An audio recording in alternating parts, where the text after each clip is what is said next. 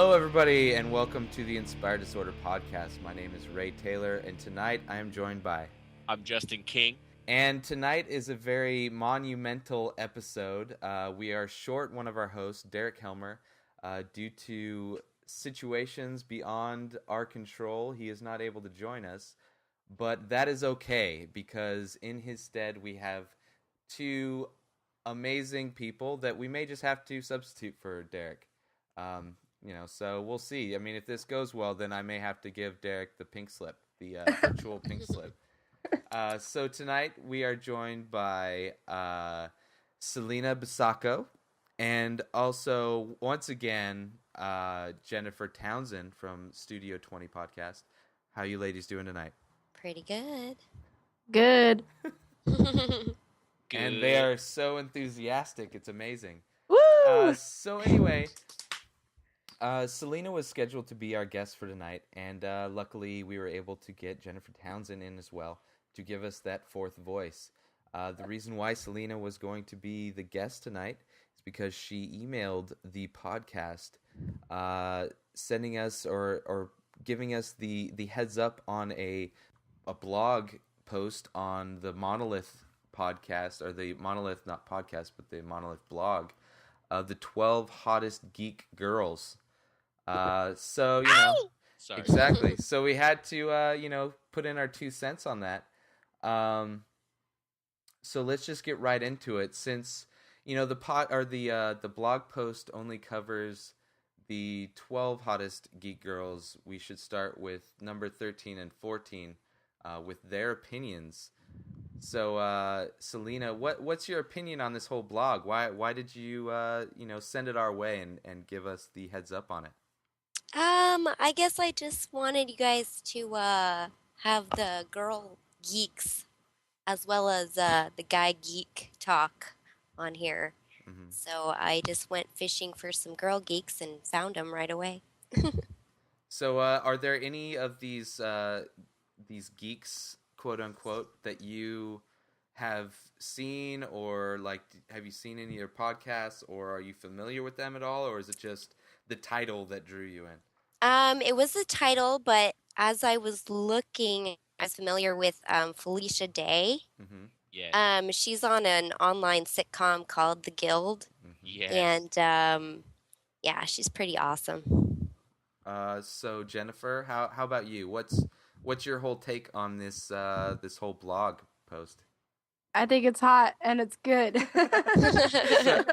So are you familiar with any of the ladies featured in the blog post? Definitely Felicia Day. I watched The Guild. Fan here. That's the only one I recognize some of them, but Felicia's the only one I really know much about. Okay. So that's interesting, and of course, not surprising that I'm sure Justin and myself are more familiar with a few more of these ladies. Yes. So sir. Justin, what's your whole take on this thing? Well, there was a couple I didn't really know about, like Jade Raymond, the first one on the list here, or the second on the list is pretty damn hot. Never heard of her, actually. But Veronica Belmont, Revision 3, Tegzilla, etc., amazing, beautiful. Know about her. Also, Olivia Munn from Attack of the Show, also beautiful and amazing. Jessica Chobot is my all-time favorite on this list. She's from IGN's Daily Fix. She's just crazy. She is totally a geek for sure. She's a gamer. She loves the Xbox Live and PS3. She's all about it. She is a hardcore gamer, and she's hot, and she's a geek. It's the entire package. I love it. Yes, Jessica Chobot is my number one. Felicia Day also, The Guild, I've seen a couple times, but I've never been a huge World of Warcraft fan, so it's not really a big deal. But Felicia Day also was awesome. But yeah, Jessica Chobot, my number one. Awesome. And yes, I'm glad that this was brought to our attention, because there's a lot of girls in the environment of geek realms these days. That's true. It needs to get brought up, definitely. Yeah, and I saw the extended version of this, and our guests tonight were those two ladies. So it's very lucky of us that we got two of the honorable mentions for this whole blog on our show. There you go. Yeah. So my whole thing, I actually am slightly familiar with this post. A couple episodes ago, when I was trying to get the show together, I came across this on Dig. in I think it was probably the tech section, and but because it's an audio podcast, it's almost hard. It's very difficult to portray this blog post correctly, considering visually they're the hottest girls. But anyway, my whole there was a few that I recognized, a few that I didn't. The very first one, the Marina Orlova. I don't remember how I came across her YouTube thing. It was probably like a featured or most popular or something like that. She kind of talks about the like origin of like certain words, the English. She like kind of dissects words in the English language and stuff like that. I haven't really watched a whole episode, but I guess it's like really popular. The second one was interesting. Like I had no idea what it was, but she produced Assassin's Creed, so it's crazy that this hot chick produced like a really like franchise. One of the biggest games for, is it Xbox 360 exclusive? Oh yeah, Xbox, PlayStation, it's everything. Oh, okay, so I mean that's a huge game. Of course, Veronica Belmont. I started watching her on Mahalo Daily, and then she guest hosted on Techzilla when it first started, and when they were searching for their new co-host. That was the big, like, everybody wanted her on there, and now she's on there, and it's awesome. Let's see, who else do I recognize? Oh, Veronica Webb, or Morgan Webb, I mean. She did she had a podcast that was like a daily podcast, Web Alert, and it was like this short kind of tech update podcast. But then I remember her originally from Tech TV, way back in the day. She was part of like the screensavers and stuff like that, and which a lot of the people from Revision 3 and the Twit Network, they're all from Tech TV, and she's one of them. And she still, like, G4 took over that whole network, and she still hosts shows on that network. Let's see, Felicia Day, sounds familiar. Oh, The Guild, yeah, duh. Natalie Del Conte, she I forget where I first like. She is a big CNET. She's all over CNET. She does their Buzz Out Loud, I think is the name of their daily fix kind of thing that they do on CNET. She's a big part of that. She does, so. And like CNET, I think CNET's owned by CBS or something like that. Yeah. So she does a lot of things for like CBS as far as like their news shows. But she's co-hosted on a bunch of podcasts that I listen to. One of them's like Twit. She's co-hosted on there, or she's been a guest on there a few times. And that's all of them that I recognize. But yeah, it's definitely a cool list, and thank you for bringing that to our attention, Celina. Oh, yeah. Anytime. So anyway, for our first-time listeners to the Inspired Disorder podcast, we are a weekly art/geek culture podcast. We talk about topics ranging anywhere from tech to art to movies to video games and everything in between. We broadcast live Wednesday nights, usually starting around 11:30 p.m. Pacific Standard Time. You can find that feed at inspireddisorder.com/live. You can also find the spit-shined edited version of this podcast on inspireddisorder.com/podcast or on iTunes, and that's usually up by Saturdays. In this particular episode, we're going to be discussing a couple topics, one of which is Apple is working on a new subscription business model for TV shows.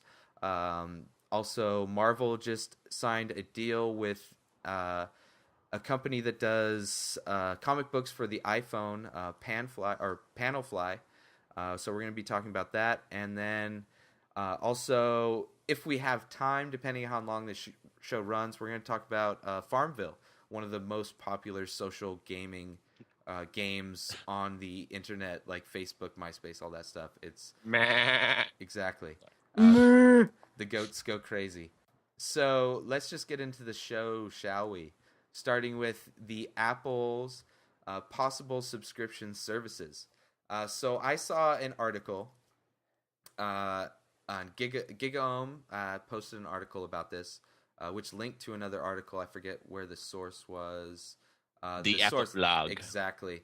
And it's basically, I don't know how much of it's true, but it seems like it's something that Apple, it makes sense that they're going to try and do this, but they're going to the networks trying to set up somewhat of a subscription service for TV shows. So it's going to be basically like an on-demand type of service through iTunes that's going to be available device-wide. So it's not just going to be online. It's going to be online on the Apple TV, on the portable devices like iPhones and stuff like that. So what do you guys think of the whole possibility of this thing? Let's start with you, Justin. Well, basically, it's like the third step in the evolution of web TV. The first step, in my opinion, was the evolution or the creation of the video podcast. That was the first big leap. The second leap was Hulu, and Hulu putting out, ABC content, NBC content, Fox content.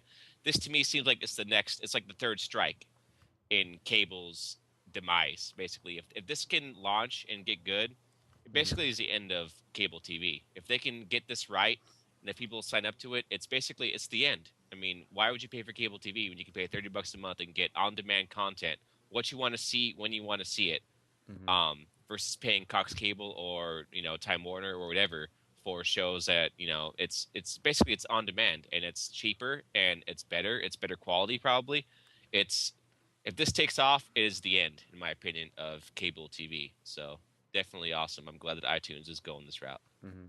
So, Celina, Yes. Since you are a new guest, give us a little bit background on just how you consume your TV shows and movies and just like your media in general. Well, I still do the whole cable route, but I also use Hulu for when I miss shows. Like tonight, I missed some shows, and tomorrow I'm gonna be watching them on Hulu. So, yeah, that's mainly. I mean, I go to the movies, and I have Netflix for my movies. Yeah, that's pretty much it. So you're a mix. You do some. Yeah, I do mix. Your internet media is kind of like the fallback for when you miss like it on TV or in the theaters. Right. Okay. And that's only because I have TV around. Otherwise, I mean, I would just pretty much use the computer. Now, with the Netflix, do you do the watch instantly also, or is it just rentals? No, we do the watch instantly too. Okay. So what do you think about this whole thing? If Apple starts doing this, what is your take on that? Well, I think that networks should just like jump on that, because I think a lot of people are using. They should just use what people are doing now, which is just going on the internet, getting that instant, gratification for watching shows. So, if I was network, I would go that route. People are not going to want to pay for their Cox bundles anymore when they can get it for $30 a month. So, Jennifer, the first episode, which was our last episode that you were on, was primarily a music episode. So we're going to get a little bit more diverse as far as your the way you consume your media and things like that. So what's your take on this whole thing? How do you consume your media? I consume my media by cable. I have Time Warner cable here in the Coachella Valley. I use it, but the problem is between school and work and going to the movies, I miss a lot of my shows. So I do find myself on the internet, finding my show, somehow like download it, because I always miss out. So I think having the Apple TV, I could just pay the $30 a month knowing my show's always still there. I don't have to try to search for it on the internet somewhere. Yeah. So I think this, like she was saying, everybody should just go on the internet, because everybody has like their computer with them at all times. And I think it's just the number one source. Well, the thing is, they're going with iTunes also, which is like iTunes has like 100 million, user fan base, or like user base, I should say, that they could take this off with. So it's not like they're going with some random program. It's iTunes. So. Well, my only concern is, what if they don't offer the shows that you really like? Like, what if they couldn't get a contract with that network? Yeah, that would be my big concern, because there's, I have to watch my shows. If I miss them, I get pissed. No joke. I'm like, my day's ruined. So if iTunes offers, that's all that matters. If they offer my top 10 shows, then yes, I would do it totally. Well, I mean, cable's expensive. Like, I don't care. I don't care to pay for it. Yeah. Well, that's the thing with when iTunes first came out with, or when Apple first came out with the Apple TV. Like the big question was like, or there was rumors of like the whole rental thing, and they were going to start offering movies. The whole thing was, well, what networks or what movie production houses are going to support that? And during their keynote, they even like kind of like tease the audience, like they're like, doing this whole big spiel about how awesome it's going to be and how it's going to revolutionize, how you get your movies into your home. And they're like, and we've signed on these great studios, and they flip it, and it's all these like boutique studios like Lionsgate and like these really second tier studios, and they're like just talking about how awesome it is, and then they're like, oh yeah, and we got these ones, and then it's like all the main ones like Disney and Warner Brothers and Sony. They got like all of the major like late movie production companies, which is also something that they've been able to do for the most part with music. Like they're like so good at being able to corral all these huge industries because they're proven one. Because I mean, with the music industry, they've kind of spearheaded the whole. They kind of took what was happening to music with MP3s and put it into a marketplace of some sort. And kind of convinced all the record labels that it was a viable business model to go with. And then again with movies, they did it. So now it's kind of the next evolution of iTunes, which is funny that they're still calling it iTunes because it's much more than just music. Oh, yeah, it's like iMedia. Yeah, so I can see. I don't think there would be these kind of rumors coming out. Whether I don't know if this is rumor or if this was actually somebody from Apple like this. I don't think it's a press release because they never do press releases until they do like a whole show type of thing. But usually rumors like this don't come up unless they are really close or already have a lot of the big players in the thing. Which Hulu, I mean, the only other really competitor to this is Hulu, which is free. Right. And Hulu doesn't have everybody. Hulu doesn't have like the big premium networks like HBO, Showtime, stuff like that, which you can actually buy those episodes and those shows through the iTunes marketplace. So they already have like relationships built up with like these premium networks. Although I don't know if their subscription model would include those. It may not, or it might be this is basically like Apple is getting close to turning into the first cable company online. But the good thing, hopefully, is like one of the things that I wish I could do with like DirecTV or Cox Cable is just kind of choose out the networks I want to watch, because I don't watch 100 and whatever or 300 different channels. Exactly. I watch, I watch maybe 10 channels, but you can't get those on just the basic thing.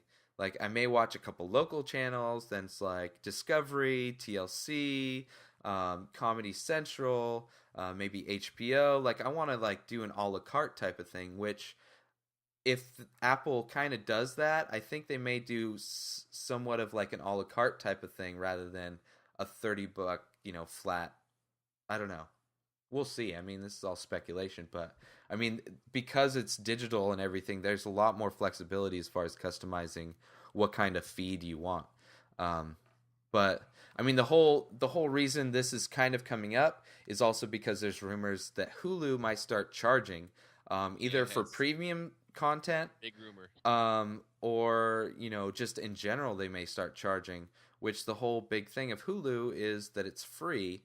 And it's already, ad supported, so it's kind of ridiculous that you're going to have to start paying on top of. And even if they keep ads, it's basically like you're going to be doing the whole cable thing, but online. Which I don't know. I don't know how good that's going to be. But what do you guys think about as far as Apple and Hulu, the comparisons of those, and where both of them are kind of going? Let's start with Celina. I'm just wondering if people are gonna. I mean, I can see people paying for Apple, but since we've gotten Hulu for free, I can't see people paying for that. So I'm wondering if they're gonna have an incentive, or are they gonna lose people? Yeah. That's my question. Yeah. What about you, Jennifer?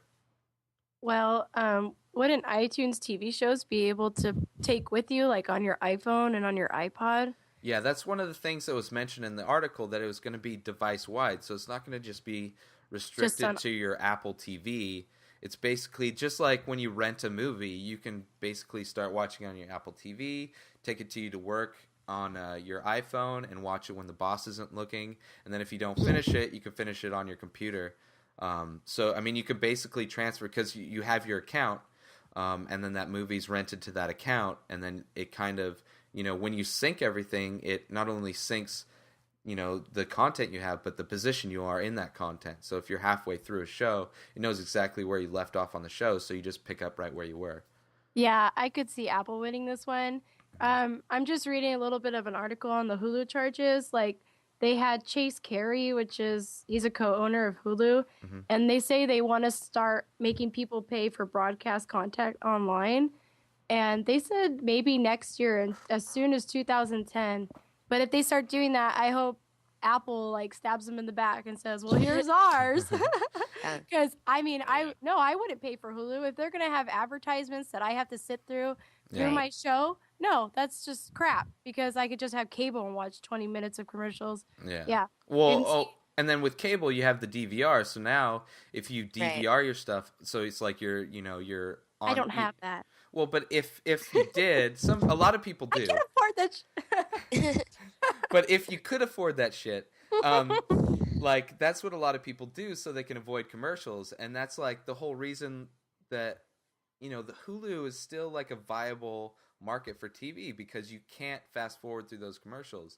But the good thing is, it's only either you choose to watch a really long commercial at the very beginning of the show, and then you can watch the whole show commercial free, or you watch little 30 to 1 minute long commercials only 3 times through the show. So it's not like you're bombarded by 10 minutes of commercials through a 20-minute show. The point is no commercials. Yeah. I don't care or if they are, how it's just short it is. Yeah. Well, and if there are commercials, at least make it so it's not totally intrusive, where you're not watching 30% commercials. A small sacrifice. Exactly. Or the same commercial back to back. I hate that. Yeah. You keep watching this Bacardi commercial and you're seriously? Think of somebody else. Yeah, because I don't need to drink anymore.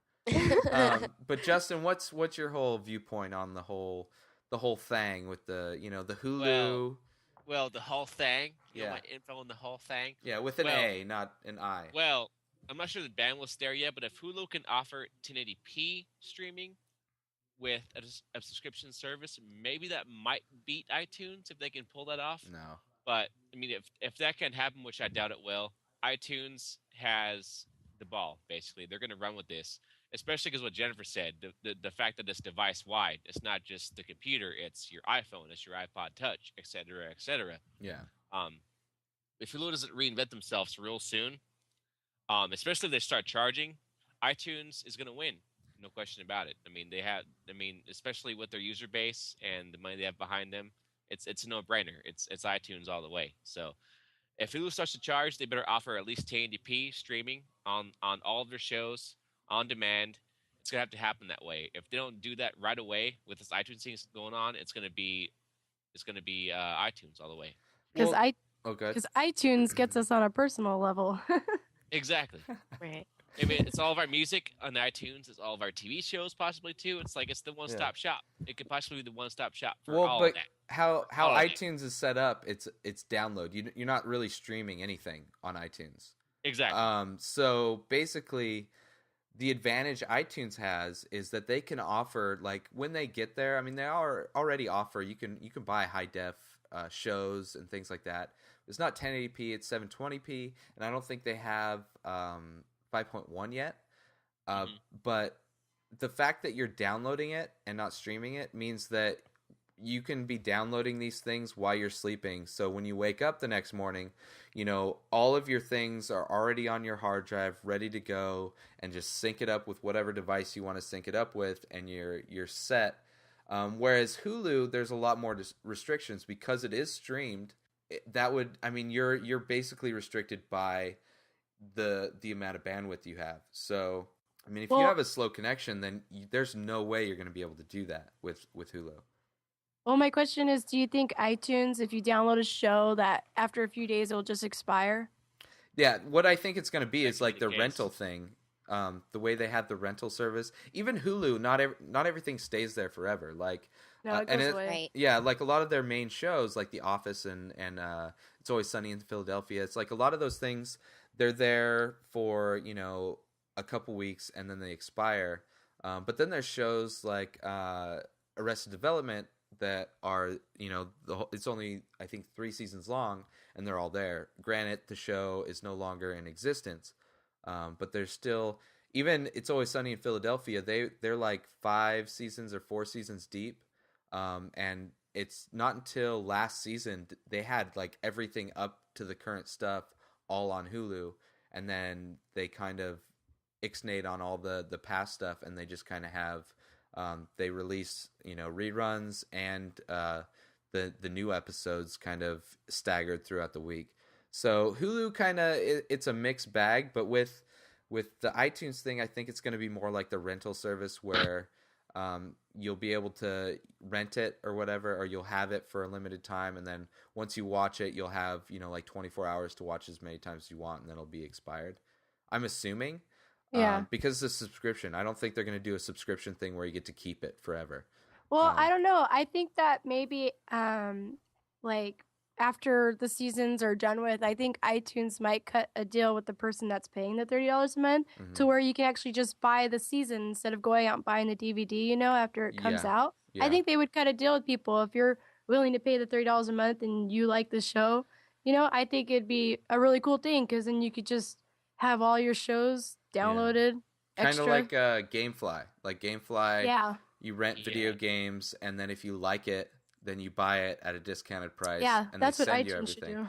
I don't think they'll do that, but what would be insane, like would blow like everybody away if iTunes did the $30 a month subscription thing and you got to keep whatever you got. Like you got $30 a month and you got so many credits so you can subscribe to a certain amount of shows or whatever. And you got to keep all those shows, and they would never expire. Which I don't see how that would work. But that would be so awesome. You're lucky if it's just one show you get to keep. But another thing, like this whole on the Apple blog thing, they're showing like on the screenshot. I just did air quotes, which I'm sure you guys didn't see because I wasn't doing the wind very fast into the microphone, but they have an NBA thing, which one of the things that's lacking from internet TV as it is sports in general. I mean, you can't watch sports at all you can get like the clip shows or the highlights of a game or whatever, but you can't get the actual game like live. Yeah, iTunes has NBA, NFL, they got NHL stuff. I mean, they have the whole lockdown on sports. So if they can make deals with those, companies to do like live sporting events, that would be that in itself would be a huge leap above because Hulu doesn't offer anything like that as far as I know. Nothing as good as iTunes. And like their sports things are like, like what you'd get from the news coverage of sports, which is really, really weak. So another thing is also another Apple type of story that I came across is Marvel just signed a deal with the company PanelFly, which creates an application for the iPhone and iPod Touch, which they offer. They're a distributor for comic books on those two platforms. So now you'll be able to get Marvel comics, new and old, on your iPhone. Each issue is $1.99 per comic, and you'll be able to basically buy any comic, no matter how rare and old it is. It's going to be available. So let's just start with a little bit of background to our comic book histories. Justin, what's your background with comics? Did you used to read comics growing up, or what? I did. I have an extensive background with comic books. I used to read all of Marvel shit all of DC shit, all of Image's shit, Spawn, Venom, Spider-Man, Batman, etc., etc. All of that. That was my childhood. I loved it all. I actually downloaded the prequel when Star Trek, their prequel just came out by J.J. Abrams. They released a prequel comic book on the iPhone. When I read that on the iPhone and just looking at the frames, individually on the iPhone, it struck me that this was like the next form of media for comic books. Yeah. So the fact that they're like putting this out now and going for this as a alternative form to print media for comics is amazing. This is how it should be. It's awesome. Yes, comic books were a huge part of my childhood, and the fact that they're doing this now it makes sense because comic books, the frames, the cells on the iPhone look incredible. It's all LCD, it's backlit, it's amazing. So much better than having just looking at a magazine of just the whatever. It's so much better. And yeah, this is like the first step to awesomeness for comic books. This is the next huge generational leap for comic books, in my opinion. Yeah, is PanelFly for sure. So, Jennifer, what's your background with comics? Did you ever read comics growing up? Does Archie count? No, I'm just yeah, kidding. That's a comic. That's definitely. I used to buy those all the time. Bazooka Joe, anybody? Calvin and Hobbes. Yeah, Calvin and Hobbes, awesome. Yeah, they do, people, but we're talking to Jennifer right now. So, Jennifer, what's your background with your comic books? And yes, Archie does count because that's pretty much a lot of my background too. Well, my mom worked at Vaughn, so she used to bring them home all the time. But yeah, no, I love comics. I used to read them here now and then with my brother because he used to buy them. We're big DC fans mostly because I like Supergirl, and I read up on the story about her and like how Wonder Woman was dating Batman and how they're all related. So I did read them. I like comics. And Awesome. This app, I think, is great. No, but you were talking about other apps? Oh yeah.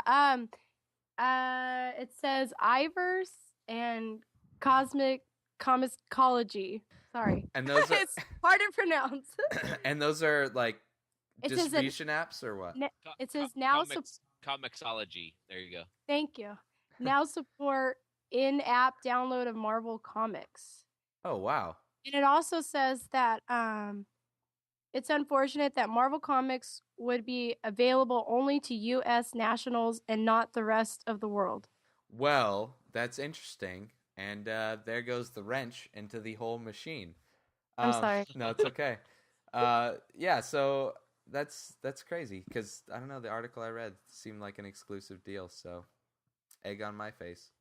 But that's cool that you have. So what do you think about, being able to read comics on a portable device in general through multiple applications, I guess now?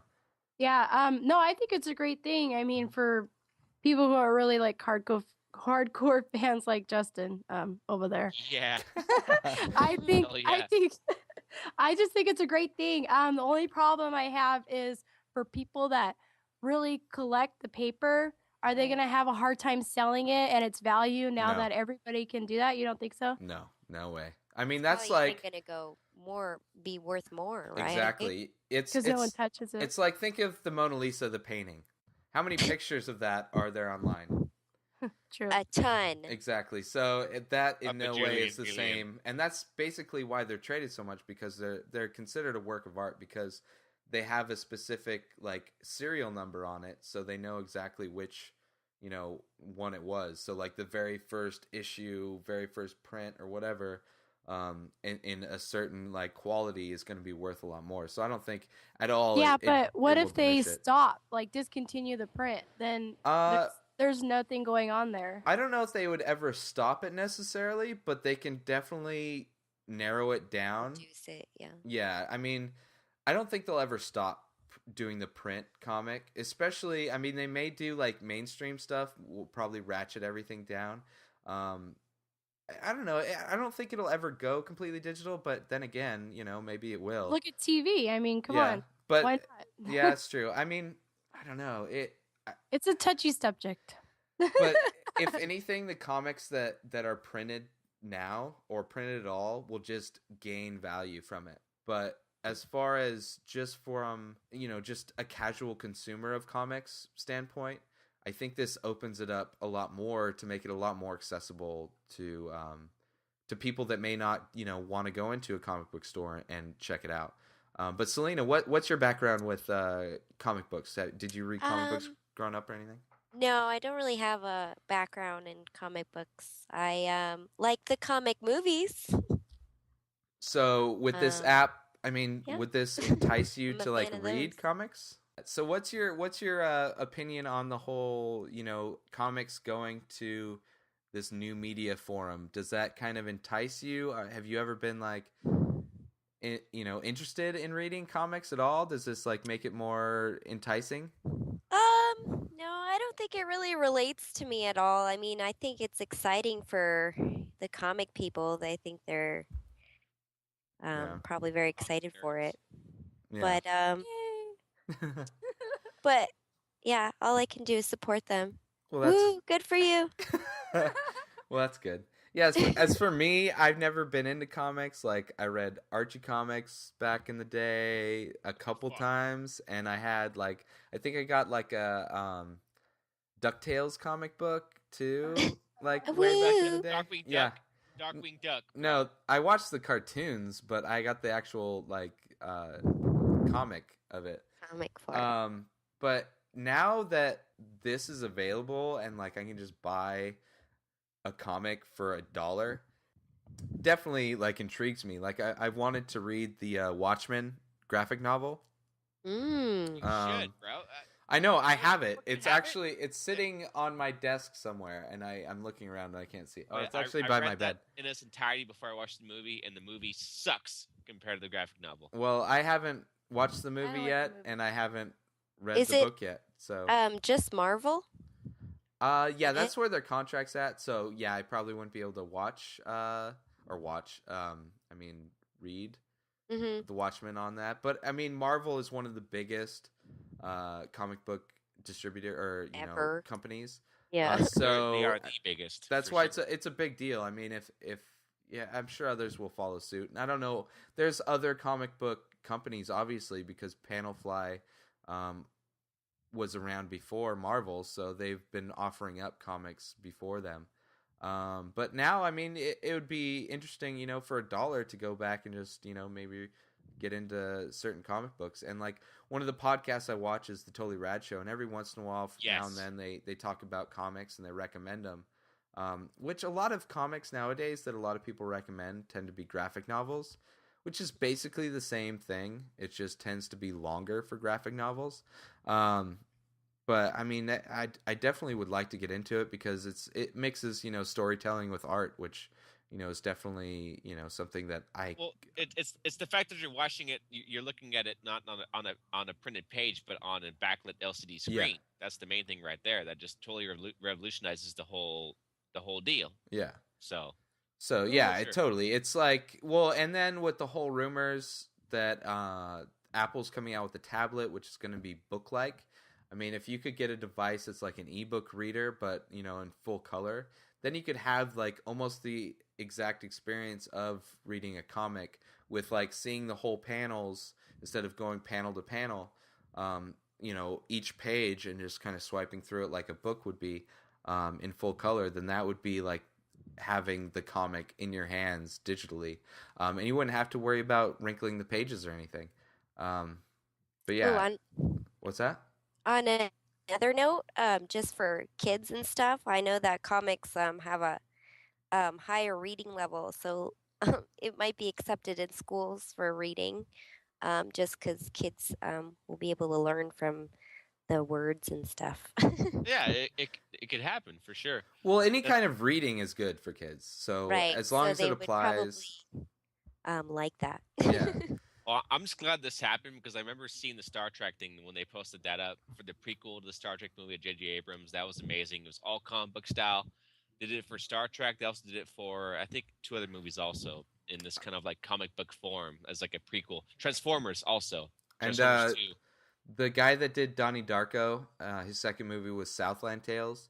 Yeah. And there was a whole graphic novel that went along with that, which a lot of people, I mean, that movie wasn't very well received. But there was a graphic novel that kind of added a lot to that. And then I think The Matrix also had graphic novels that kind of went with it. But there's a lot of... The Animatrix. Well, that was the animated, like, collection of short things for the Matrix, but there was actual like comic. I think there was anyway for them. I don't know. I'm just making shit up. So anyway, let's move on from the whole thing. I think real quick. Oh yeah, go ahead. Remember how I mentioned those two apps before? Mm-hmm. I guess the difference is like iVerse, they have titles containing Spider-Man and Iron Man, but it's $1.99 per download. And that's bullshit. That's in the App Store? Yeah, iVerse. Huh. So they're charging more apparently than this app. I'm sorry. Wow. I wonder why. I don't know. That's so weird why they would charge sound more. Weird. But, you know, I guess It'll probably change later on. Anyway, if you're a fan of comic books, there are applications out there, and just, you know, choose wisely, I guess. See which one gives you the best deal or offers the more content. Maybe they offer more content than maybe there's PanelFly. Moves. Like they fight for real. Yeah, so it's slightly animated. That's some crazy. incentive there. Yeah. See where we're at. Yeah, let's move on to the next clearing of the throat, which is something that's spreading throughout the interwebs through social media sites like Facebook and MySpace and things like that. Which I know every time I go to my Facebook page, I see a ton of updates with cows and goats and pumpkins and things like that, and they're all like FarmVille. A lost black cat. Yeah, FarmVille updates. So there's just a huge movement with social games, basically, and a lot of them are coming from this company, Zynga, and they started out. I mean, they have their more popular ones besides FarmVille that most people would know are one of them is Texas Hold'em type of game. They also have Mafia Wars, which I know a lot of people have played or were addicted to at one point or another. There's also another one called Dope Wars, but the more well-known one or the more popular one today is FarmVille. And they're all their games are basically hosted through social networks like MySpace, Facebook.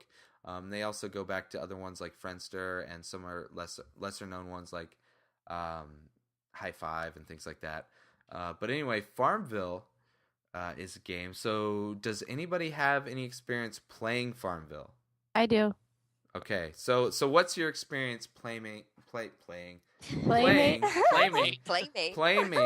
Yeah. Playmating FarmVille.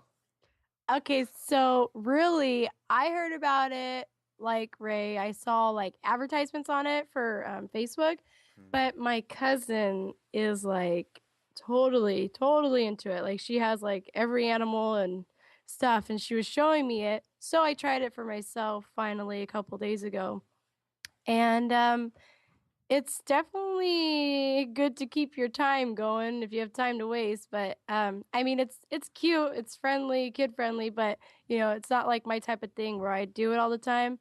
But I mean, I like it, but it's just it needs a little bit more than just trying to earn money and growing your own farm, I think. Yeah. But it's okay. But I mean, really, you really have to have like really nothing much to do to play that, or to be in class or at work, and you're like, I'm gonna waste time. So Celina, you have any experience with the FarmVille, or know anybody that's, you know, addicted? Yeah, I do have some friends that are addicted, and I really don't get it. I kind of compare it to those nano pets that you have to take care of. Yeah. I love those. And that is why it's so addictive. I had a whole bunch of those. They all died. So yeah, I deny my requests for like an apple tree or, you know, whatever. Don't send her an apple tree. But yeah, I'd really get them. Yeah. Justin, what about you? You have any experience playing, or know people? Fuck no, I don't have any experience. Sorry for my language, studio audience and the internet. It's okay. We're rated as explicit, so it's, yeah. I'm a little tipsy tonight too. I'm gonna put that out there. I'm slurring my words, but basically, yeah, I get requests all the time for FarmVille shit. I just got one right now. It's a white jack-o'-lantern for your farm. Now, But why the do they have to graphics I could bring do- race into the whole jack-o'-lantern thing? Well, that's what I got. Okay, that's the request I got. Yeah. I know it's like a Sims kind of deal where it's like like a kind of like an angle view of the world, and you have a farm and you can grow crops, and is that's not what it is? No, it is nothing Oh, like wow. The Sims. Don't you compare Whoa. that to The Oh my Sims. God! Oh, I'm sorry. no. I don't know. I'm You sorry. shut your mouth. We sorry. found a nerve, Justin. Sorry. I'm sorry. Struck a chord. Yeah. What I want to This is say about worse. This is worse than The Sims. what I want to say about FarmVille right now. This is the only thing I have to say about FarmVille. Is I get requests every time I log in. For Right. you have a lost black cat on your farm. Do you want to accept this black cat? Or the next day, oh, your friend grew like 2 crops of corn or something. Hooray! It's like, Well, when I started playing, what the hell's going on? What happens if you raise a badass farm in FarmVille? What do you get from that? That's the thing. I mean, after I was playing it, all you get is like money. Like what you do is you can find out other people who are playing it are your friends, and you can go to their farms and do the work for them. Help like, them. Yeah. yeah, it's like, why the fuck do I want to help them? I got my own farm to worry about, you know? I don't get. I mean, the social gaming in general, I get that. I get the business behind that, and I get why people are making these games. But FarmVille in general, I just do not understand. And I, like I said, I get requests every time I log in for something from FarmVille. Every time, because out of my 50 or some odd friends on Facebook, at least 40 of them are doing FarmVille. It's huge. It's Well, not gigantic. me. Yeah. We'll be Well, your Not friends. Celina Busacco though. Not Celina. I have a tomato tree outside. It's real, She and has I the get real real thing, tomatoes exactly. from it. I have a tomato tree too, but it's dead because I don't Well, play it's more like a FarmVille. plant, not so much a tree. Yeah, so is mine. Mine's a I- dead plant. I have So, fake trees. well, there you go. See, so we all have like real fake things and stuff that aren't Why do we digital. need that game? But anyway, so just a little background. Well, not a little background, I guess. We kind of know the gist of the whole thing. But this company is worth a ton of money, like $35 million company, which is huge, Wow. and they're taking off like big time because they're involved in the social networks, which like Facebook in particular is huge right now. I mean, they're the biggest social network there is, and well, at least in the U.S. and FarmVille is one of the popular games, and the only one I've really played. I haven't played FarmVille, but I have played the Texas Hold'em game that they have, and it's pretty cool. I mean, if you like playing Texas Hold'em, it's the same setup. I mean, they're all the games are pretty graphically simple, basic games. There's no really spectacular graphics or anything like that, but you kind of keep track of your money. You can kind of play poker with your friends, which Yahoo had kind of a social thing back in the day where you could like play pool with your friends online, and it was very basic, like top down pool table thing, and your friends can sign in and you could chat and stuff like that. But this is kind of a whole new level, and a lot of the things that they're doing is they're the whole like virtual economy that they're making is one of the big things. Like you can spend your real money for virtual money and use it in the game, which is one of the big ways they make money in the game. That's like the business model. But one of the rumors I heard is there's a lot of these companies like Facebook and Twitter and things like that that are going to be going public pretty soon just because they've earned so much money. So they'll be publicly traded, and this is one of the companies that was mentioned in that. And I mean, that's ridiculous to think that this small little like web-based video game has become so big to where it's going to be a publicly traded company. I mean, there's stories of these developers that make iPhone games, and they become millionaires, but they're not really creating things that are to the scale of what this has become or going to become. And it's crazy. I mean, it brings the whole social aspect, which people are already addicted to, the social websites like MySpace, Facebook, inspireddisorder.ning.com. People are like extremely addicted to these social networks, and when you add in a sense, a seasoning of gaming into it, or a reason to be on those networks for fun, then yeah, it does. It's like a more advanced version of those virtual pets that you would get. And I did play The Sims back in the day, and it is I know it's going to strike a chord again, but it is similar to that. In that you do in The Sims, you're trying to make your little character happy by buying them, TVs so they're entertained, and comfortable beds so they can sleep well, and a comfortable couch so they can relax. I mean, you're trying to keep their whole meters of happiness as high as possible. And then you spend money, like your character has a job, and then the more money they get, then you can buy more things. And it's kind of similar to that, but it's not as complex as that by any means. It's like like the people that I know that play it, it's like you'll plant seeds, and you have to log into your account and harvest those in like real time. Like they're like, you have to log in 12 hours and harvest your crop, or your crop will die. So in real life, you have to log into your Facebook account or whatever, log into the game, and harvest your crop in 12 hours, or your shit dies.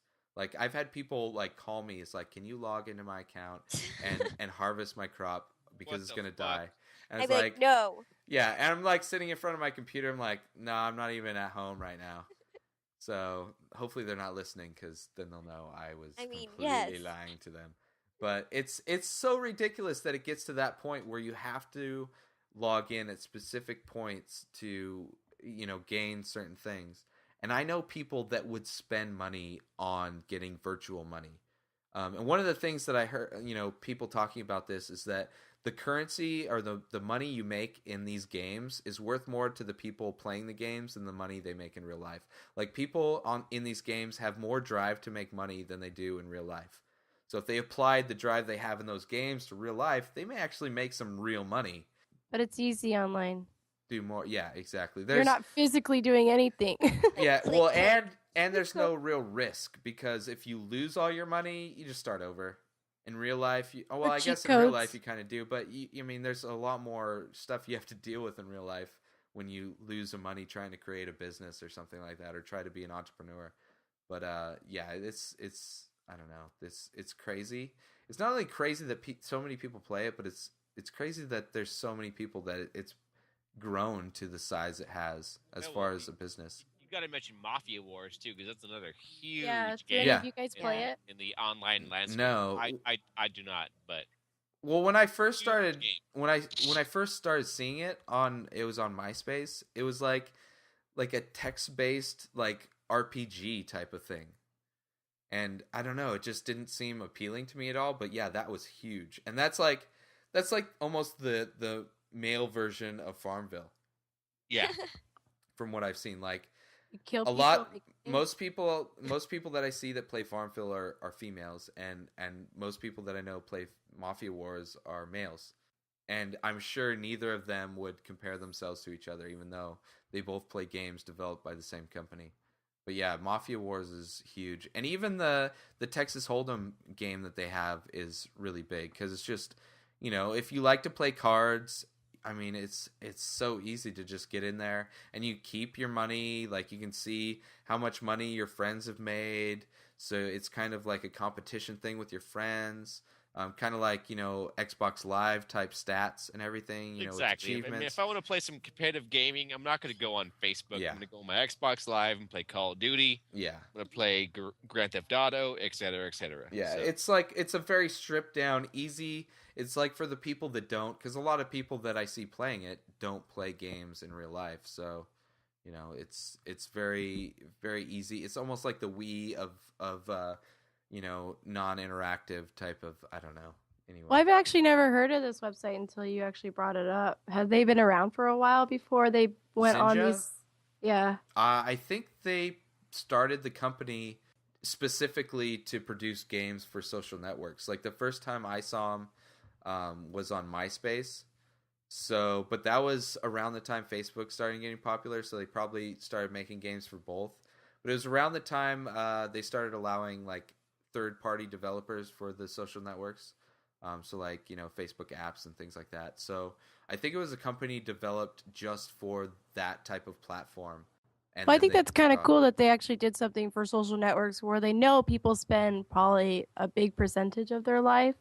But like when I think of online gaming, growing up, I did a lot of that, like addictedgames.com and like Pogo and like just a whole bunch of, I would play like board games, shooting games online, but this is totally different. Yeah.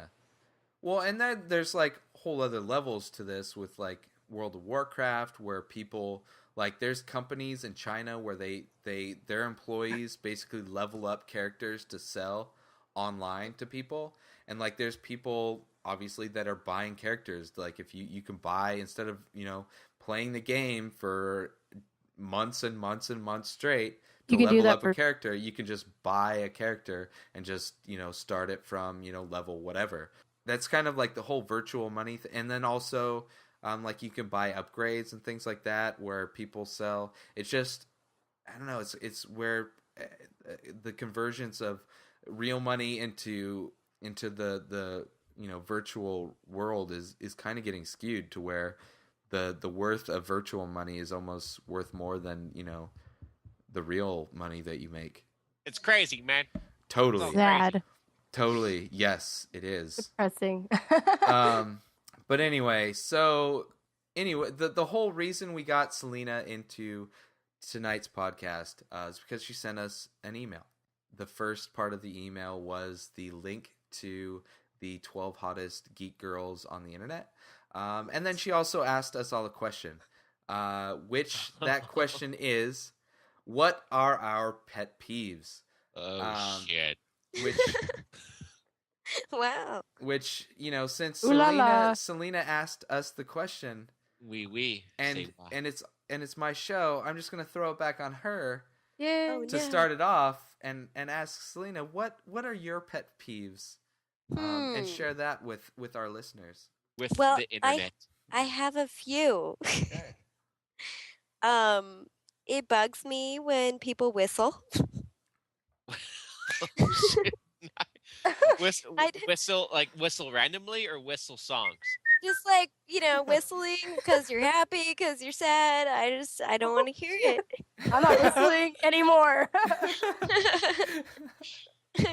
Okay. You want me to go on? Yes. If you have more, please do. Yes. Okay, so when you're driving and people aren't using their turn signals. I can agree with you that. You would hate me. Oh no. I cut people off. Oh no. First, she's actually whistles when she turns without signaling. Yeah. Oh no. Our enemies. No, I have no idea, but. Let's see. Too much high-fiving. Oh my gosh. That's annoying. Or your parents do it too much. I feel like high fives are special. Don't ruin them. Very special. That's a pet. So if somebody high fives for no reason, you're like, oh, that's a pet peeve. It's like, that really. Just like, is there a reason? Like, if there's no reason behind it, you just want to like touch hands. Just fucking hold their hand. Yeah, just hold their hand. Oh, are there any more that you? Yeah. Keep it going. I absolutely hate when couples sit on the same side of the booth when there's no other people with them. Oh, I do too. It's just like ridiculous. I have never done that. Weird. That is so weird. I agree. It's like, really? You need to sit right next to each other?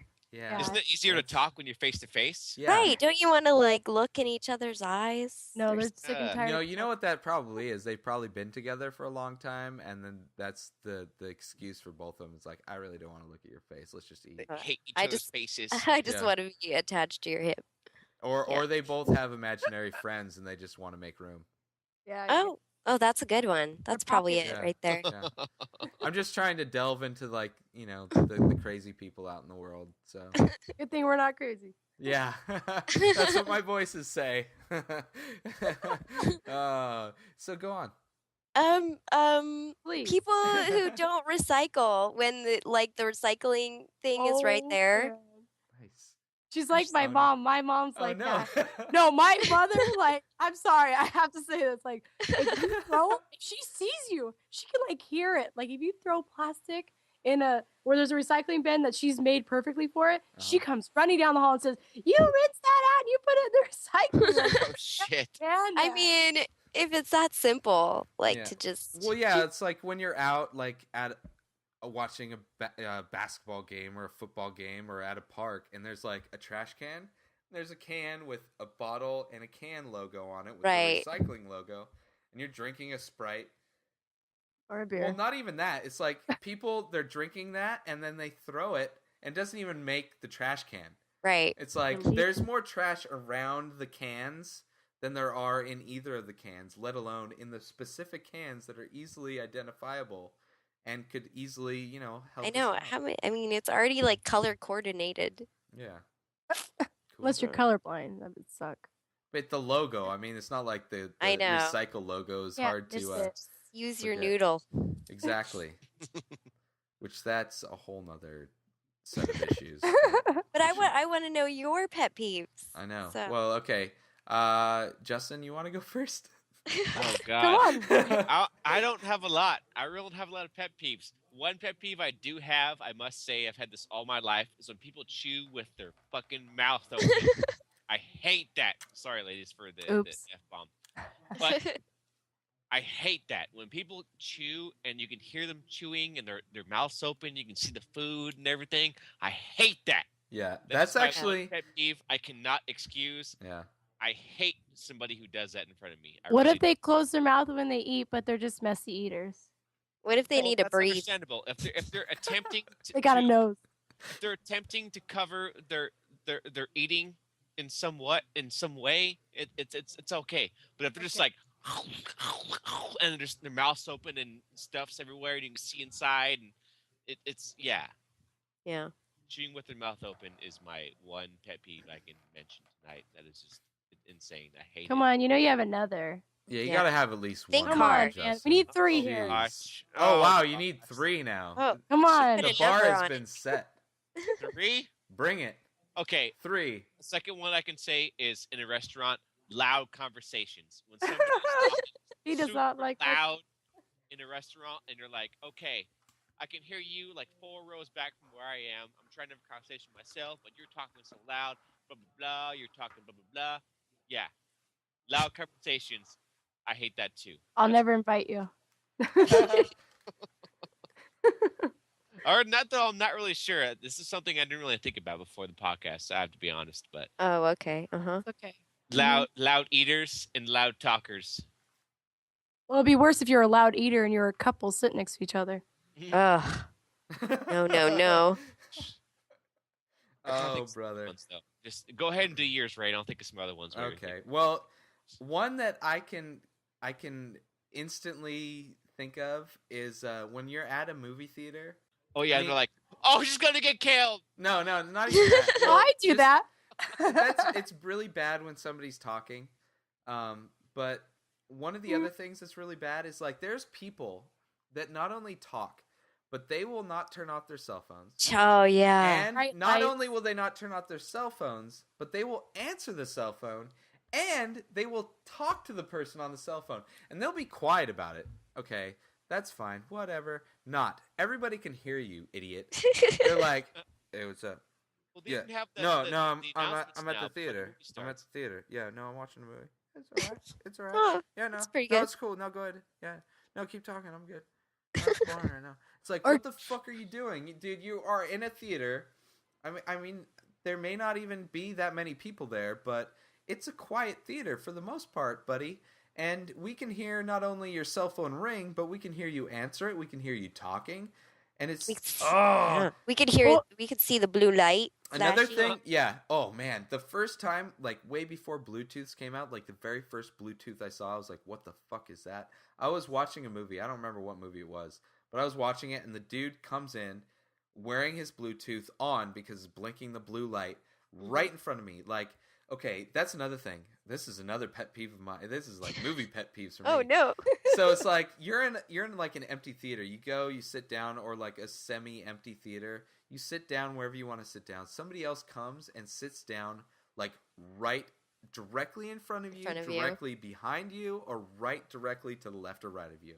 It's like there is plenty of space here.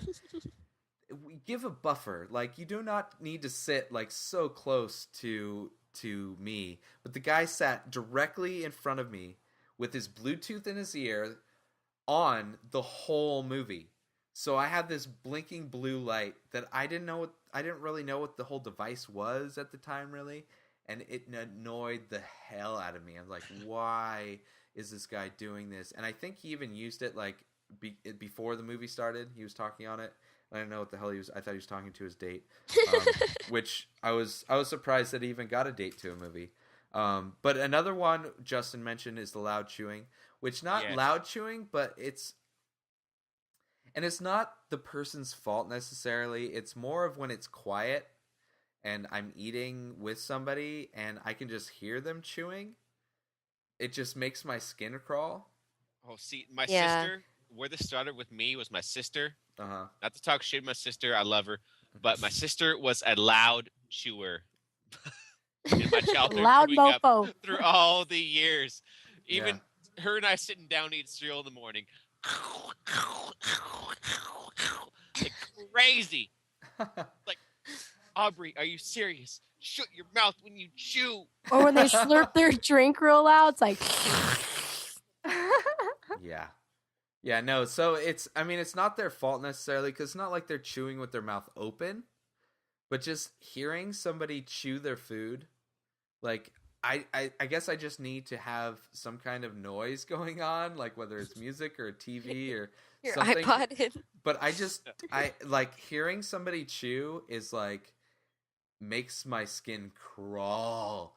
Oh yeah. For oh sure. Man, it's like biting so down bad. on spoons. Oh, biting down on spoons. Oh yeah. Wow. Oh no, that doesn't bother me as much. Oh, as for just me, hearing that makes somebody my skin just bubble up, like it's crazy. Yeah. Freaking whatever you call that when your skin like Goosebumps. bubbles up. Goosebumps. Yes, that was it. There you go. Goosebumps. Bubble up. That sounds gross. Well, that's more of a gory definition of goosebumps, because technically, your skin is bubbling up. Exactly. Just uniformly around each My pore. description was more. It's not like you have blisters. Well, that's true, but anyway. My description worked too. All right. So those were my 3. I had 2 movie ones and 1 chewing one, which I kind of ripped off from Justin, but it was a good one and it applies to me. Did we miss anybody? Jennifer, did you go over yours already? No. Well, do it. I'm trying to think of some good ones. You had time. We just did 3. Let's see. I think one of them would be when you say hello to someone, like just randomly, like a good friend of yours, like you're like, hey, so-and-so, how are you? And then all of a sudden they start telling you all of their problems and all you want to know is how they're doing. But it's like, it turned into a conversation to just talk about them. I don't like that. I don't like when people just jump to the conclusion that you're like, and I'm like, no, I just want to say, hi, I'm good, bye. You know? Well, that person's like walking through the day and they're like, oh, I wish somebody would talk to me. And they're like, and then you show up, you're like, hey, how you doing? They're like, oh, thank God. You know what's so wrong with my life? No, they don't say it like that. They're just like, yeah, so I have this problem. And you're like, yeah. Like, what is it? In your head, you're like, oh, shit. There goes Pandora's box. Let's go. Exactly. It's like, why did I say hi to you? Why? Okay, when people discipline their kids in public, like really loud. Ooh, yeah. Oh, I can't stand that. I want to go to the mother and shake her and hit her and hit her and hit her like she hits her kid or something. I'm like, I can't stand it. Like, and then when the kid's crying and they don't deal with it, like they're just like, oh, it's fine. He's only 2. Yeah. And I'm like, that kid needs to be disciplined. And then like how Ray, you were saying the Bluetooth thing. Well, in a movie theater, if they discipline their kid in the movie theater and you hear it, you're like, seriously, take that outside. Oh yeah, that's another movie theater pet peeve of mine. Yeah, it's like, why? I went to go see, I think it was like Inglourious Bastards or I think it was either that one or when I went to go see District 9, which is in the same day, or some movie like that. Somebody brought in like their 3-year-old kid. Like, why are you bringing this kid into a rated R movie that has been promoted with tons of violence? It's like, and then obviously, That bugs me. 20 minutes in, the kid goes, either they get really bored and they start running around just talking, or they start crying, or it's like, don't go see the movie. I understand it sucks for you because you have a kid and you want to go see a movie, and you can't afford a babysitter, but there's Netflix, there's the Redbox, there's Blockbuster. There's kid theaters too, kid-friendly theaters. There you go. Well, even there's dumpsters you can just tell your kids to play in while you go watch the movie. I mean, there's tons of stuff you can do. Leave them at McDonald's. Yeah, it's like, go play. We'll be back in an hour. Play place. Leave them in the play place at McDonald's. Don't talk to Ronald. Stay in the balls. Yeah, like I saw someone take their little 4-year-old to Chucky, and I'm like, dude, I hope that kid didn't bring a toy with them because they'll just think it's possessed the whole time they're sitting there. I was so mad. I really wanted to get up and tell that parent, you're not allowed to have your child in here. This is an inappropriate age rating for him. But I was like, sit back. Another thing I don't like, when people come over to your house, they have dinner, and they don't offer in any way to help. I cannot stand that. Like, if they don't offer to help to take the dishes out or help you clean them. Yeah, they don't do anything. Okay. It's just like, this is my shit. Hospitality. Lack of hospitality. And it's just like, one time I caught someone on that. A friend of mine, I was like, oh, look, my friend Susie is washing her dishes. I forgot she was raised better than that. So then the guy comes back and he's like, okay, I'll wash mine too. And I'm like, no, it's okay. You don't have to if you really don't want to. Mm-hmm. I was like, but I just made us dinner. I want respect. I was like, this is my house. I invited you. Respect my authority. All right. So that was a very thorough pet peeve portion of what pisses us off. It's a very thank you for the question. Piper pick the peppers type of question. So what does that mean? I don't even know, but that annoys me. So let's get into the weekly recommendation. This is the section where we recommend anything we're into. It could be an application, game, movie, gadget, website, magazine, book, whatever it is that we're into at the moment, or just something that we want to recommend to other people to check out for various reasons. So, Justin, why don't you hit it off with your recommendation for the week? Yeah. All right. Well, I've been playing the shitballs out of the new Grand Theft Auto 4. There's a door. Scared me. Chucky? No, just kidding. Huh? What? I don't even know what's going on right now. I heard a little creak of a door too. Door. That's my office chair. Hold on. Oh. Sorry. Paranormal activity. Oh no. Let me rephrase. Okay. Let me start over again. I've been playing the shitballs out of the new Grand Theft Auto 4 expansion pack. It's called the Ballad of Gay Tony. Gay. And then Justin laughs. It really is. I'm not playing it for the story. I'm playing it for the fact that you can parachute in the game now. In multiplayer, online, whatever, you can jump off buildings now out of a helicopter or a plane off a building and parachute. And you can make little turns and shoot smoke off your back as you're parachuting. It's crazy. There's you have tanks to kiss now. Dudes. What's that? You have to kiss dudes. Kiss dudes? No, I haven't got to that point yet. Possibly, I'm not sure.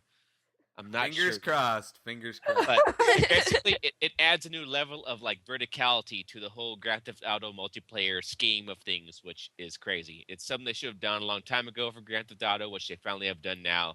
Yeah. It's awesome. It's $20 on Xbox Live Marketplace. Grand Theft Auto expansion pack, whatever with the story, play online, go parachuting, blow shit up. That is my recommendation. Do you think they're gonna put it in another game besides that extension pack? I'm not sure. Like the abilities, are you talking about? Yeah, the abilities. The whole thing is the multiplayer in Grand Theft Auto. They've released 2 expansion packs now, and each expansion pack kind of builds upon the multiplayer experience. So they build with it. Yeah, the experience you have with the first one or the second one, it all stays the same. So that's good. If you play multiplayer, you're playing all the shit from this expansion pack and the last one. So that's cool. It's all good.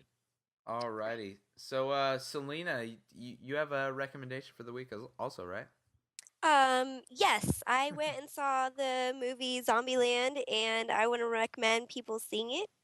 It is funny and hilarious. The end. I'm just, Period. Oh. I'm I'm out. kidding. Peace. Like, the funny parts are not only in the trailer, so that's good. Yeah. And it will probably become a cult classic. So I just think everybody should go see that. See, now I actually Thank you. saw that on Halloween, and How'd you like it? I wanted to see it because I heard reviews that were good. I saw the trailer; it looked fun. We went and saw it, and it was so I didn't realize how funny it was going to be. See? Like I was busting up laughing. Probably the funniest moment, which is not at all a spoiler, is the kid that's in the movie, the dude kid. He's like taking off on a motorcycle. They're all like splitting ways or whatever, and he's taking off on a motorcycle. And my whole thought, while he's like, he straddles the motorcycle, he's putting the helmet on, like, why the hell is this kid riding a motorcycle? Like, he's the last person that needs to be riding it. Like, any other character is more qualified, in my opinion, to ride that motorcycle than he is. And then he straps on the helmet, and then what ensues from there is the funniest like thing. Especially, I don't know if it's just because I've ridden motorcycles before, but it is hilarious what happens. But yeah, that movie was awesome. It's like campy, like kill zombie movie, and like the fact, like it's all the whole movie is based around these rules that same kid has made up. Like he's 32 rules by the end of the movie. Right. And the fact that they kind of how they display the rules throughout, and how they kind of come back to the same rules for certain things. It's really awesome. It's hilarious. Yeah. Yep. So I definitely would second your recommendation on that for sure. Jennifer, did you? I know you came in late. You were kind of a last minute, like, hey, you want to come on the podcast? Did you happen to get a recommendation lined up for tonight?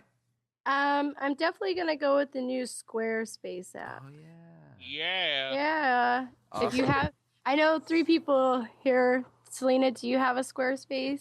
No, I don't. Okay, it's okay. One day. Use a round space. That's okay. Cooler. I have It's- a triangle. Triangle space. Triangle space. There you go. Well, the app is actually really easy, and I think it's great. You just update your blog all right here in the palm of your hand. I'm If jealous. you have an iPhone. It's You have an app. iPhone. Yeah. Right. Yeah, Yes, after all this controversy that they were supposed to get one, and then all of a sudden they did. Yeah. But I'm happy they did. It makes it easy for inspireddisorder.com. Well, yeah. Thank you. Which. You're plug. I concur with this Which, recommendation. I've already updated my site like 3 times since it came out because There you it's go. so handy. Wow. There you go. I can update pictures from my iPhone, videos from my iPhone, right to the website. Boom, boom. It's Awesome. super easy. It was a free app too. Yep. Props to Squarespace for that. Definitely. Justin's my second input on my recommendation. Yeah. Yeah. Awesome. Yeah. If you have a Squarespace account, and they've had like coming soon on their website forever. Oh yeah. And it finally came out, and I don't know if I would actually use it to update my site, because usually the updates I do involve a lot more than they can offer. But it's definitely cool to see the stats of your site, like check the numbers and things like that. And if I ever do want to update it with that, like if I am away or whatever, it definitely gives you a lot of control over it. So yeah, I'm glad it's out as well. Your recommendation, Ray? My recommendation for the week is a website. It was actually going to be part of a topic that I wanted to discuss this episode, but instead I decided to just make it my recommendation. And my recommendation is the website SaveTheInternet.com. And the website is primarily geared towards net neutrality, which is a big topic right now. There's a few bills out. Senator McCain has a bill. There's various bills out, and there's the way some of the bills are kind of worded and things like that. Some of them sound like they're for keeping the internet free, but what they're really suggesting is keeping the government from regulating these big businesses from taking over. And basically what net neutrality means is that the big companies, like all the telecoms and all the people that control the pipes that we use to connect to the internet, it basically helps us, the small people, like our podcast, like my website, like your blogs, like all of pretty much new media, like Revision 3 or other, the Twit network, things like that. Basically, it keeps, because of regulation from the government, it keeps the big businesses like, Cox Cable or Time Warner or things like that from slowing bandwidth down on competing businesses. So if there is no regulation, then there's nothing to keep these big businesses from slowing down connections to a competing business from the companies that own the pipes. Which Time Warner, for instance, the Time Warner company also owns AOL, which also owns MySpace, which also owns Warner Brothers, which also owns a lot of content creation companies. So if you create a show and you publish that show on the internet through, YouTube or whatever, and you suddenly start getting popular with the show and start bringing in revenue and things like that, if that company that owns the pipes that you're using feels that it's competing with their business, they can, if there is no government regulation over that, they can slow the pipes to that. And basically there needs to be, because the internet is becoming such a huge venue for media. I mean, there's the whole term new media is because there's so much content that you can get online, because there are the speeds that you can get this content at. I mean, it's very important that it's available to everybody, regardless of who's distributing that media. It could be, Joe Schmo in Iowa making the best, internet TV series ever, or it could be, the highest rated television show on HBO.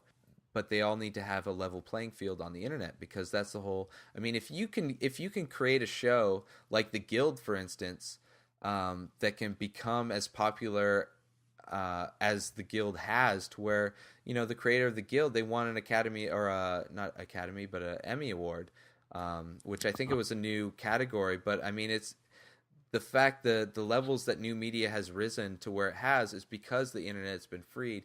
And because it's also gotten that high, that then now we have to start making decisions on how we regulate that.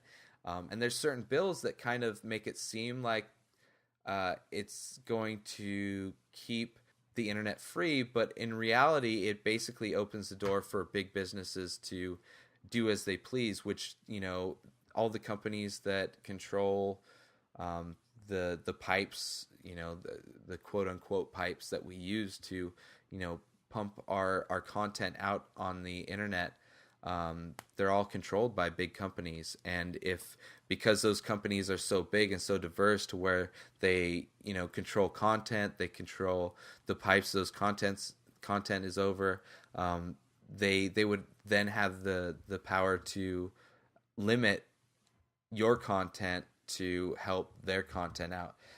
So anyway, but I mean, it's something that you have to make your own decision on, and there's a lot of video and blog posts and discussions on SaveTheInternet.com. So go check it out, and make the internet safe for our podcast, my website, Studio 20. There's a lot of internet content out there that is very independent, and independent things that are coming up need the freedom to be able to grow without any kind of restriction from big businesses that are scared to lose their failing business models. So yeah, my recommendation again is SaveTheInternet.com. Good. So Nice. I've been there. yeah. There you go, Ray. Thank you. So anyway, let's just wrap this episode up. And in this portion, we want to just kind of pimp where we're from. If you want to tell everybody where they can find you on the internet. Let's start with you, Jennifer Townsend. Where can we find you on the internet? You can find me at twitter.com/blueeyedgirl, GERL, and also blueeyedgirl.com. And you can also check out Studio 20 on blueeyedgirl.com and also YouTube. You could just type it in there, Studio 20, and then episode 10. Awesome. That's where I'm at. Cool. Justin King, where can we find you on the internet? You can see my portfolio/blog thingy at jkdesigns.squarespace.com. You can follow me at Twitter at twitter.com/JustinKing1, capital J, capital K, number 1. You can also hit me up on Facebook at facebook.com/JustinKing1, number 1, no capitals there. And that is me on internet. Awesome. So Celina, I know you don't have any blogs or anything, but give us a little background about what you're doing, what you want to be. Like, I know you're going to school for certain things, so just give us a little bit of background on you. Yes, I am going to school to be a speech pathologist. I am very interested in communicative disorders in children, and I eventually want to help them with their speech impediments and their stutters and lisps, and hopefully make them have better confidence. And yeah, that's my passion. Awesome. That's good. Well, I just want to thank you on behalf of us at the Inspired Disorder podcast. Thank you for being a guest. Hopefully you enjoyed being here, and hopefully we can get you on again. Ray? Yes? Yes. Sorry. Go ahead. Somebody wants to say something. Uh-huh. Uh-oh. Hey, guys. Hey, Derek! Hey. What's up? Oh, my God. I made it. He's back. So, no, I'm finally back from Santa Monica and my IMAX emergency. Yeah. I just wanted to say, hey, you guys sounded like you were in really good hands tonight with some lovely girls. Yeah, I know we lucked out, man. You should have some more emergencies. I know. The one night I'm gone. Yeah. Well, Well, Yeah. throw out your Twitter and stuff real quick. Well, I'll take full advantage to plug myself. You can catch me at twitter.com/Derek Helmer, DerekHelmer, and you can also go to my blog at derekhelmer.com. And I also appear on Studio 20 with Jennifer Townsend over here. Awesome. Cool. So once again, thank you, Celina, for joining us, and hopefully we'll have you back on the show. As for myself, you can find me on twitter.com/Ray Taylor.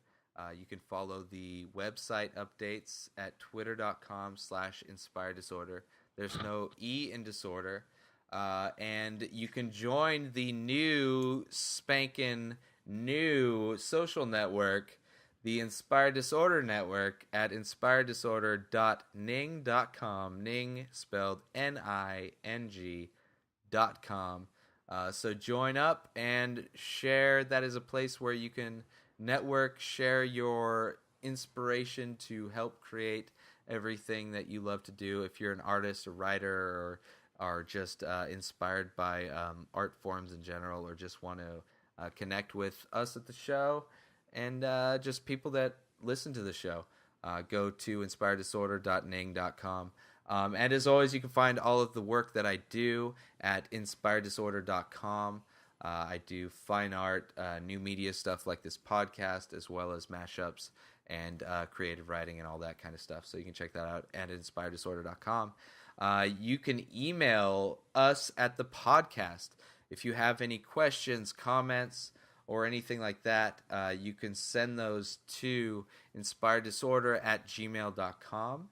If you want to subscribe to the podcast, you can go to inspireddisorder.com/podcast. There you can subscribe, leave comments. You can download the podcast. We also leave show notes, product, recommendation type things. And you can find all of our back episodes there. And as always, every Wednesday night, starting at around 11:30, you can find us live at inspireddisorder.com/live. So listen to the unedited, unrated, disordered version of the podcast. And as always, thank you all, guests, Jennifer Townsend, Celina Busacco, and as always, Justin King, and late joining us, Derek Helmer. Thank you all for joining us tonight, and peace out.